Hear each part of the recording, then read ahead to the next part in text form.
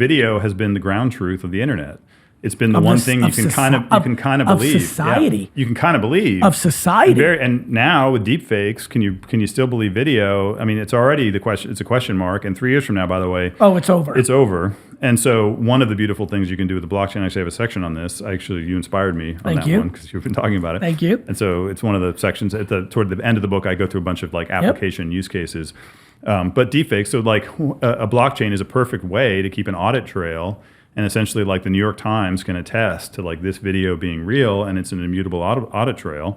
That's a great. I think it's a great use for a blockchain. I think there's a lot of really interesting use cases for blockchains that are kind of counterbalances to what will happen with AI. 100%. AI is also going to make, by the way, 100%. Content creation, like creating an illustration. It's already done this essentially. It's going to be costless. That's right. Why is somebody going to pay an illustrator when they can do it through AI? Now, will that kill off the illustration business? Like, I don't think so.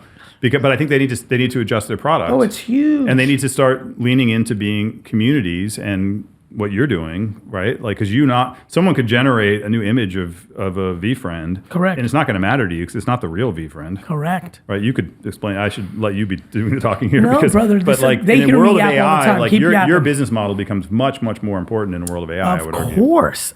We talked about this. Over a flight or a dinner, like the AI of it all is going to accelerate people's aha moment to the value of the blockchain.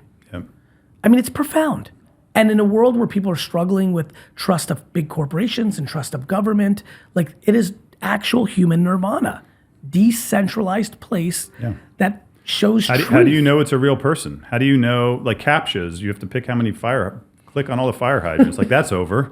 Like the computer can do that. I can't wait for that one to be over. Because by the way, I sometimes miss one. When I miss a CAPTCHA, I have to do it again. I'm like, the bike was not really in the scene. It's so absurd that we live in 2024 and that the answer to figuring out something as a human is like, how many bikes are in this photo? Like, it's just not the right answer to these problems. No.